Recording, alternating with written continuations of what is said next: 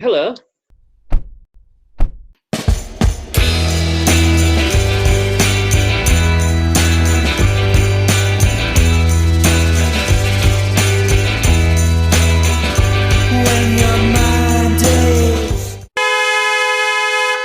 Hello, Charles. Good evening. Yeah. Anyway, welcome and good evening on a Sunday night. We're going to be, well, it's broad ranging. We're going to do things quickly tonight. This is going to be quite the reverse of last Sunday. We're going to Yeah, we've crack done on. it in depth. We've done in depth and depth. It's time we did shallow. Okay, well, I don't know about it. I don't know about your intellect and mind, Graham. I don't need to refer to ourselves as shallow. So, just a final thing, really, on Edinburgh is to say one of the other great joys of going to Edinburgh, apart from seeing Fringe show with Alex Wright and Phil Granger, and going to the talks that we mentioned, was the chance to go to various exhibitions. And so there's a whole high-driven festival of its own. There were 55 exhibitions going on, 55 in Edinburgh during the festival. And this is the Edinburgh Art Festival on its own, really, really strongly presented. And part of the reason for that was it was the 20th birthday celebration of that. And we, over the years, have seen many fantastic exhibitions there.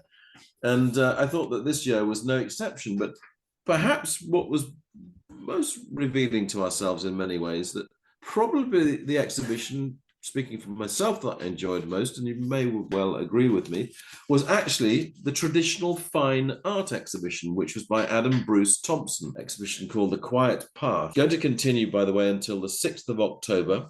It's a free exhibition, always a recommendation. As I say, this is in the Edinburgh City Arts Centre, and it's basically perhaps giving more attention than has happened before, and probably is due Adam Bruce Thompson, long-serving tutor at Edinburgh College of Art, amongst significant students. I think he taught Miss Blackadder, I think, for one. Elizabeth, yeah. And he also taught, well, you can say who he taught. Film's just been made by Mark Cousinouter, Wilhelmina. Yeah, Barnes Graham, yeah, fantastic artist. Yeah, but the great thing, Adam Bruce Thompson, is that, like a lot of Scottish artists of the era, he was born in 1885, died in 1976, a lot of British artists as well, was that they were influenced strongly by the leading artists of Europe and to a degree later on America, like Matisse and Cézanne and Picasso, but they never swallowed the whole avant-garde, cutting-edge trend whatsoever. They stuck to like their guns on almost traditional, but with a modern slant. So so the use of colours is more muted than any of those artists. Yes. And the use of shapes and composition, again, is less bold and daring. But the end result is every single painting is absolutely fantastic to look at, whether it's like a landscape, an urban scene, or a portrait. Or a portrait. And I think that was the key to this, that he was as good a portrait artist as he was at landscape. And as you say, with the muted color tones, but actually I thought, in the portraits, and including self-portraits, which are of course always revealing, I loved his work, and I really would recommend going to see great fine art. And the contrast, of course, is always there, and I think that's important to have contrast. Even within the City Art Centre itself was the Early Career Artist Award, which was, again, as I say, at the same venue. And that, by contrast, was very much conceptual art, which, of course, some might say, well, you can take it or leave it. It was completely hit and miss. I mean, yes, we saw all the conceptual art there as part of the early artist scheme, and all of it was interesting, but I'd say 50% was of no consequence whatsoever. Yeah. Another 50% work. And it just varied from piece to piece, like a lot of concept art does, where sometimes it hits the spot and other times it's like, ooh. So at least with old-fashioned traditional fine art like Adam Bruce Thompson, it doesn't fail or succeed by the idea, but by the execution. If the execution's good, you're always going to get something out of it. It's consistently satisfying in a way that conceptual art very rarely is. It's always that thing of it's an early experimentation. Sometimes there was a former football teacher in my school days who had a fantastic phrase: "Idea good, execution weak."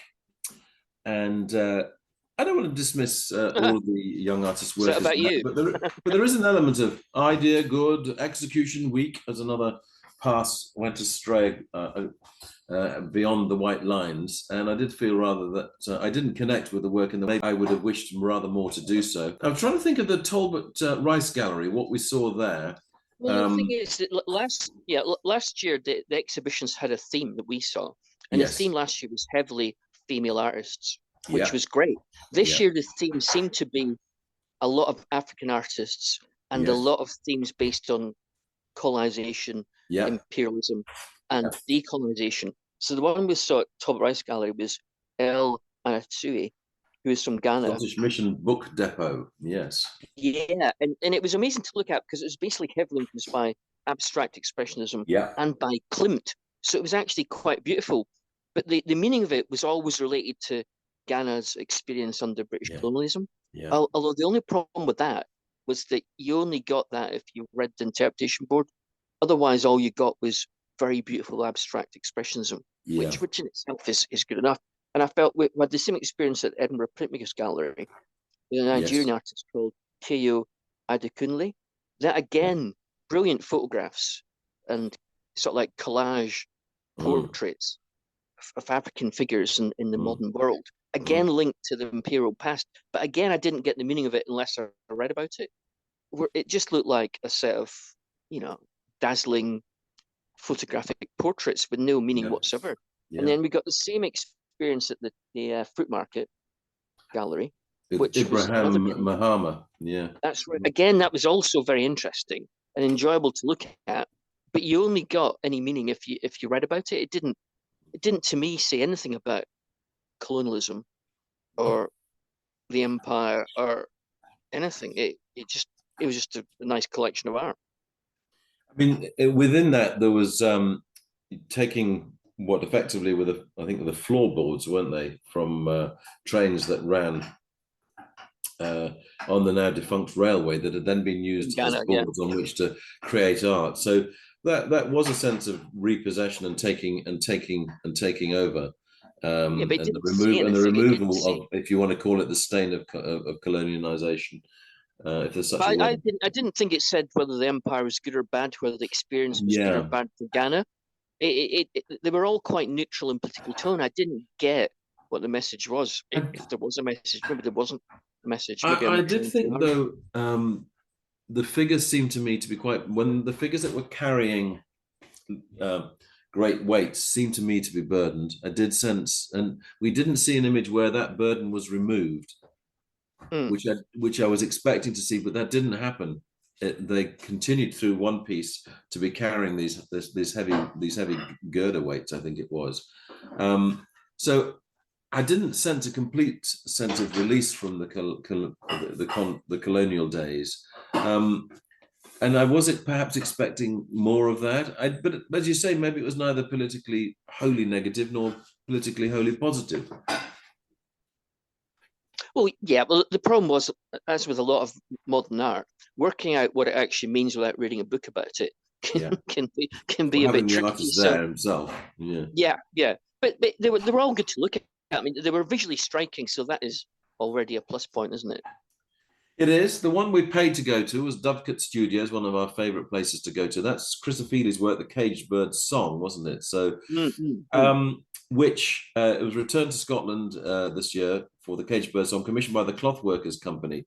Always interesting what they do there. The policy partly is to actually create with an artist who wouldn't normally do work in this form, have his work interpreted through the context of tapestry by working with those who work regularly there. It's a beautiful setting. We saw it, of course, with famously in the days of Richard DeMarco getting I think it was a Soviet company from memory that did Othello there when it took the form of the swimming baths at the time, and since then it's now become this wonderful sentence for tapestry.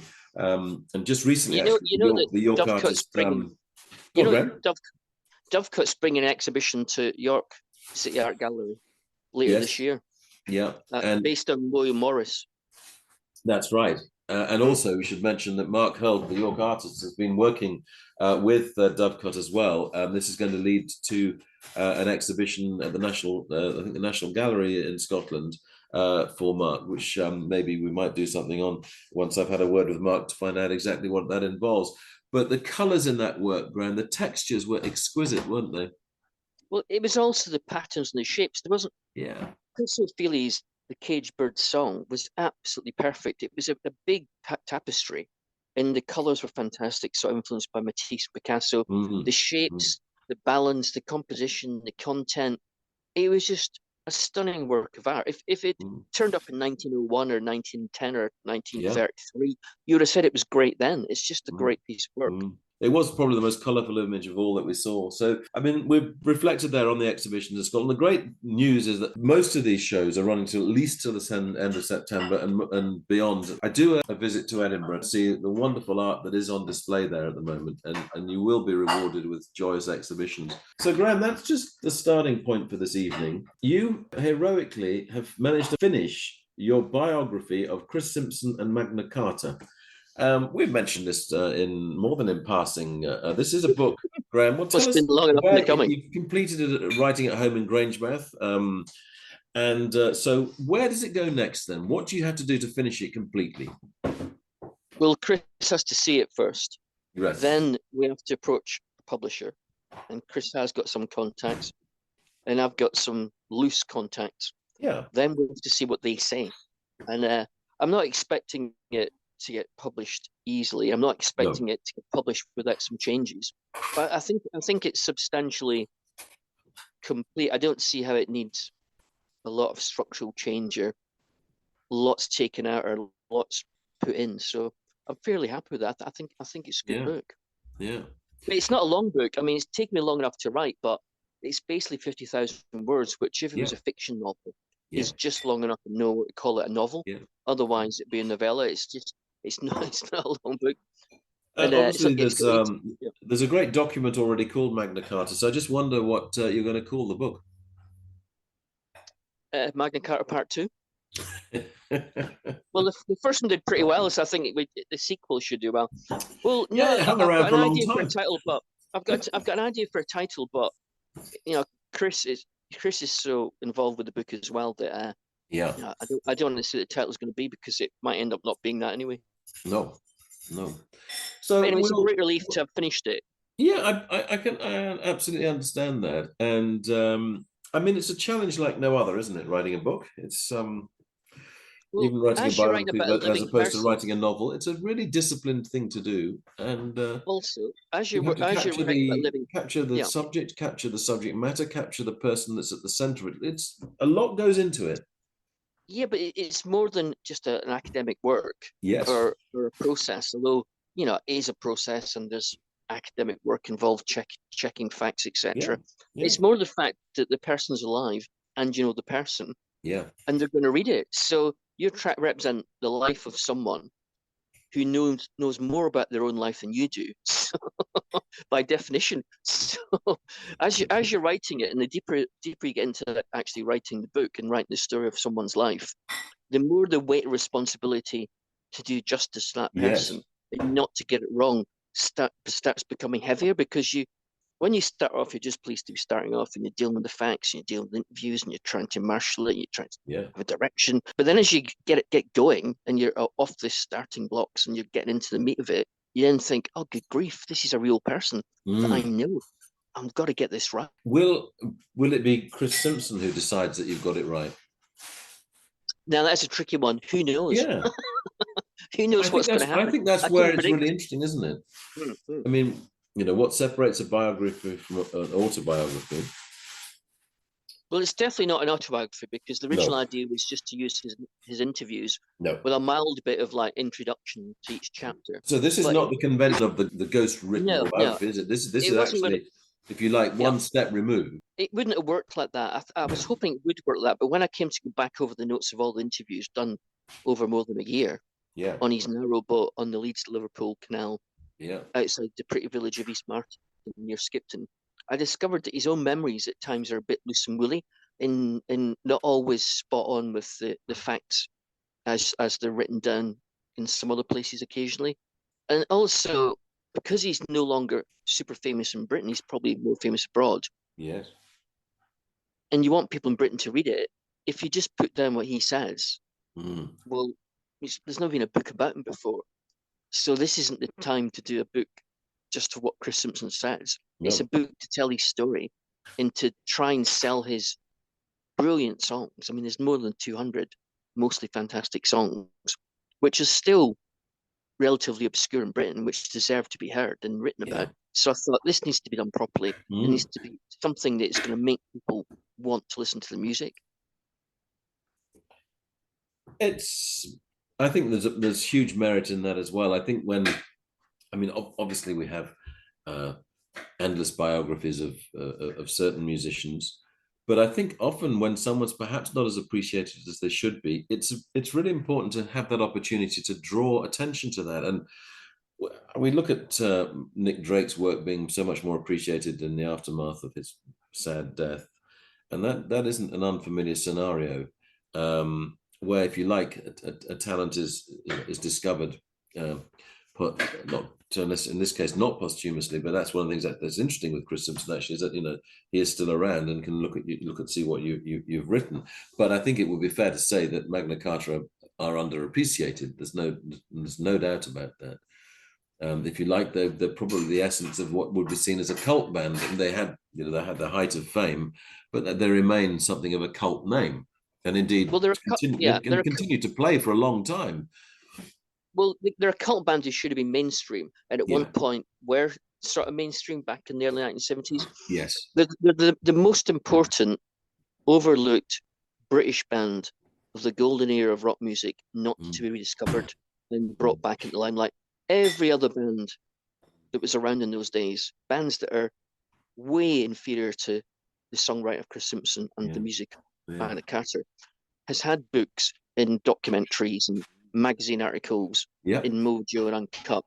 And Chris Simpson and Magna Carta haven't. They're the last ones left. And they're probably more deserving than lots of other acts that have been rediscovered. Yeah. Well, we look forward to what happens there next. Now, of course, in the passage of life for musicians, some reach the fame that they should. Some are on the rise and continue to be on the rise. Some are tantalizingly close to breaking through to bigger audiences. And when we were in Edinburgh, one of the things that we learnt is that one of our favourite record shops, Assay Records, ASSAI Records, is where Hamish Hawke, the Scottish singer-songwriter, used to work. And we met with someone who knew him well from working with him there. And indeed, there, lo and behold, was Hamish Hawke's new album, signed copy that you immediately bought, Graham. And you've had the chance now to listen to this new album, enthusiastically reviewed in The Skinny in Scotland. Fontaines DC, whose set I think you saw Fontaines DC's set at Leeds Festival, and again you've now had the chance to hear the album in full. And so reflections on these two albums. One band who maybe I think have had rather more profile, it would be fair to say, than the other. Yeah, well, both acts, Hamish Hawke and Fontaines DC, one Scottish, one Irish, they're both quite prolific for modern times. I mean, Romance is Fontaines DC's fourth album in 5 years, and Hamish Hawke's A Firmer Hand is his third album in 5 years, which these days is really good going. And that's because they're proper, although they're both young men, although Hamish is now, I think, about 30. They're both young, they're both collections of young men. They're both sort of old school, serious, proper bands that you last got around the time of Arctic Monkeys or even earlier, which scarcely exist anymore. So they're both keen to keep on expressing themselves, keep on releasing new songs, keep on developing. They're not going to just play the game to be successful. They're sort of above that. Although I detect on both albums that both acts are now thinking about their success, and i.e., are we successful enough? How can we become more successful? So Romance is definitely Fontaines DC's biggest leap since the first album, Doggerel. And it's the most varied, most eclectic, most wide-ranging album they've done so far. And it's also at times closest to the mainstream they've come, including songs which could appear on Arctic Monkeys' last two albums, and including one song, the last track, Favourite, which is so catchy. It's sort of like their version of The Cure's Friday I'm in Love. It's like a toe-tapping indie guitar, instantly likable, lovable, catchy numbers. So you can see they're working towards the mainstream. And that's partly, I think, because they're on XL Recordings for the first time, and that's a much bigger label than the previous label. And secondly, they've been touring with Arctic Monkeys, and I think the Arctic Monkeys' influence has rubbed off on them. They've become sort of bolder, more versatile songwriters, but also they're more keen to get to that at Monkey's level. Whereas Hamish Hawk, his new album, A Firmer Hand, is the first album he's had, which has made the British top 30 album charts. It went in at number 22, which isn't super duper these days, because the album charts aren't the most important place in the world anymore. No. But for him, that's a big leap forward. And although he seems to be on a new label as well, although he's still produced by Rod Jones at Post Electric Studios in Edinburgh. Yeah. But again, it's much more focused album. It's much more together. It's not as loose. It's a bit like it's a bit more intense, a bit more like Morrissey's Vauxhall and I, when he stopped being so frivolous and got ultra serious. It's probably Hamish Hawk's most serious album, and it's very good. It's pleasing to hear that actually that he's dented the edges of the charts. That's partly, I guess, a reward for the quality of his live performances, which is important to him as the album releases. Can he? Do you see that potentially there is greater commercial opportunity ahead, or is he likely to still plough that furrow that some singer-songwriters do, where they've got a following that's there, but it isn't going to have the broadest? I mean, I'm looking at the obvious comparisons, I suppose, are made with someone like the Divine Comedy, who has had more commercial success than Hamish has managed. Maybe his songwriting is a little bit more arch in the case of Neil Hannon's writing, but one can draw the parallels with the articulacy of the lyrics and the wit that is in there as well, and the subject matters. I think there's a difference, and the difference is Divine Comedy came along in the time of Top of the Pops, before streaming, when the mainstream old school record companies were still powerful, and now they're not. If you're not in the streaming world, if you're not big in streaming, you're not big, full stop. And the only other route to famous success outside the streaming world now is live gigs. Now, although Hamish Hawk is a fantastic live performer, really nice chap, a lot of personal charm, and good on stage, he doesn't hit any of the niches that make me big live now. I mean, people like bands like Idols live. And why do they like Idols? Because they're all attitude, all energy, all passion. Hamish Hawk is way too clever and way too sensible and sensitive and intelligent to press all those big, obvious attitude buttons that people who go to live gigs love these days. So I can't see in the present format in the modern world that we live in how you can ever be as big as he deserves to be. But that said, he could obviously get more successful in that world. And that said, I'm sure if he keeps on writing songs, even if it isn't with his current band, even if he changes direction, because you've got to remember that he worked with King Creosote for a number of years and started off in a different fashion, wrote different types of songs. So I think if he keeps on writing songs and keeps on evolving, he might accidentally hit pay dirt at some point because he's very good. Talking of pay dirt, and we're only going to mention this in passing. Obviously the big news has been people trying to buy tickets for the Oasis Renaissance for next year, and we're looking at it in terms of siblings, and there is, to some extent, it seems to me, an absolute inevitability. If one looks at the arc of past bands doing this, brothers. If we look at brothers in the past, most obviously the Everly brothers, Don and Phil. If we look at the Davis brothers in the Kinks, Ray and Dave. If we look at the Reed brothers, William and Jim, come back together for one reason only, although the Jesus and Mary Chain would point out they have made albums since coming back. But there does seem to me often it's about commercial reasons primarily. The need to sustain money coming in. And maybe with the situation, surely, with the Gallagher brothers is largely the same. It doesn't look like it's going to be new songs being produced. It looks like a commercial opportunity that eventually they couldn't resist. Is there anything wrong in that situation? Or actually, is that just the reality? Rock music, showbiz and money have always gone together. And even the most critically regarded artists in the world have done things just for the money. So you can't take money out of the equation. But I do think that apart from the money aspect, and I'd be gobsmacked if Oasis do a new album together. I'd also be gobsmacked following the huge gigs in Britain next year that they actually do anything else I'll be gobsmacked if they tour Europe. I'll be gobsmacked if they go America. I mean, I hope I'm wrong, because it's probably better if they did attempt a proper reunion. A bit like Blur. Blur have had 2 reunions in the last 15 years, and both times have produced a new album of new songs. Yep. And the last album, The Ballad of Darren, was a fantastic album. So it'd be great if Oasis did this properly. But I suspect,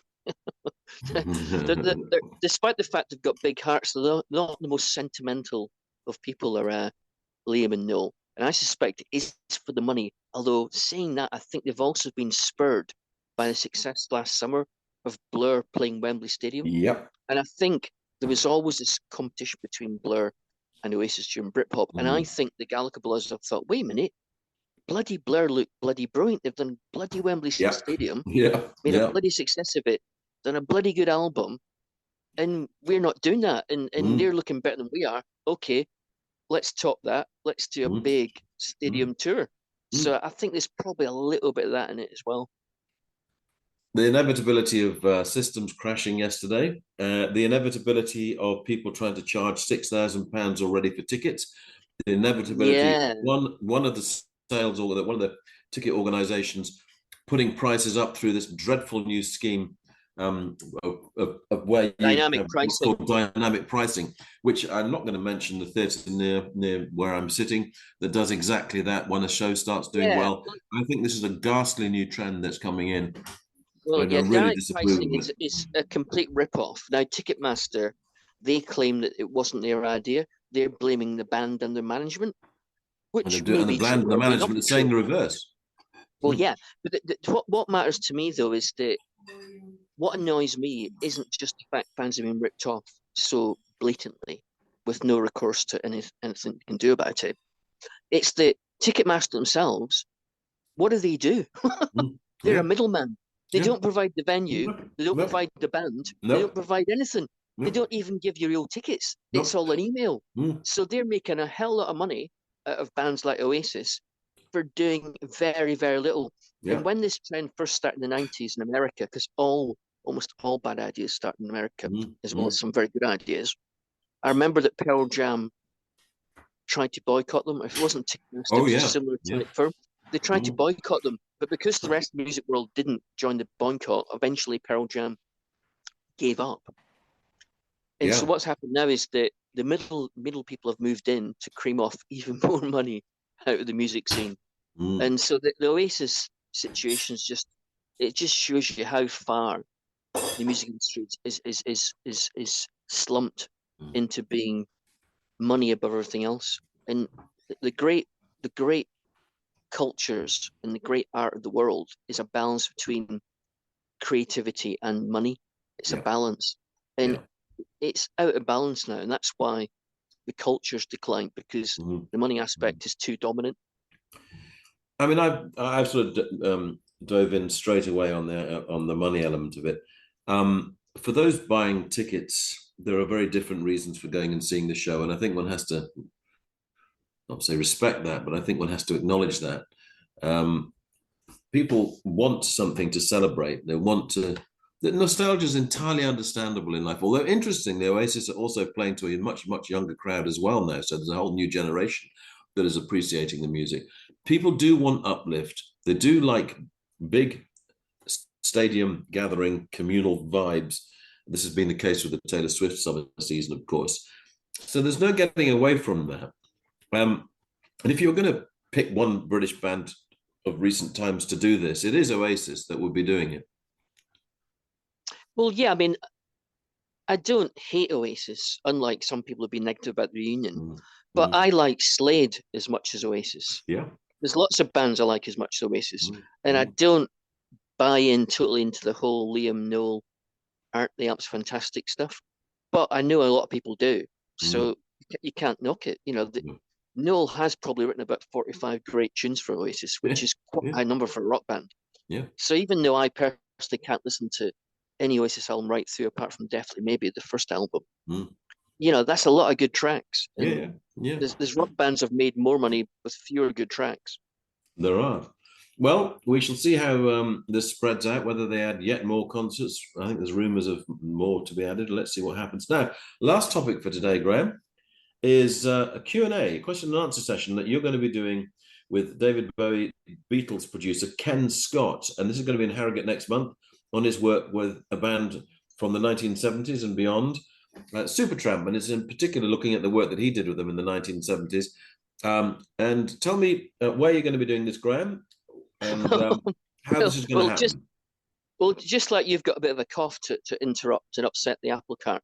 I was supposed to be doing this for Colin Payne's vinyl sessions, which has been going for about 5 years now. Exactly. It raises money for Harrogate Hospital charity, and it's a great occasion.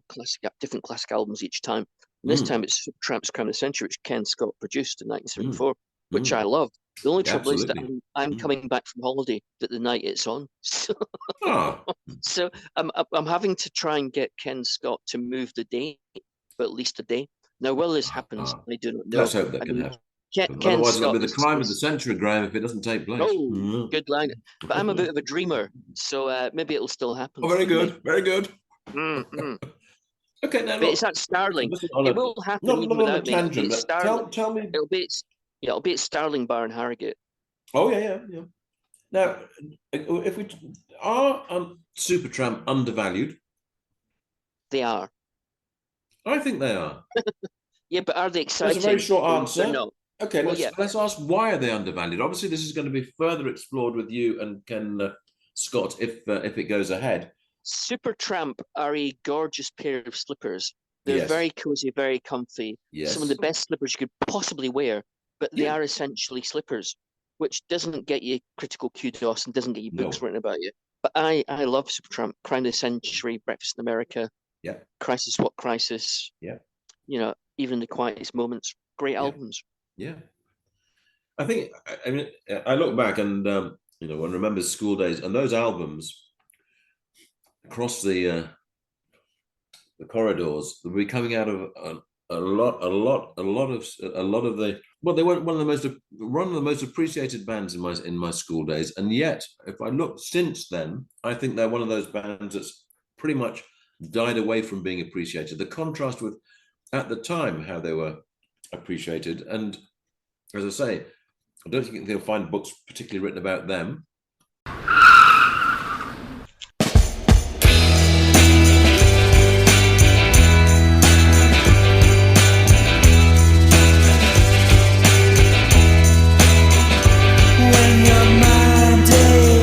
You've been listening to the podcast Two Big Egos in a Small Car. Your hosts were Graham Chalmers and Charles Hutchinson. This was a Baltic sub-production.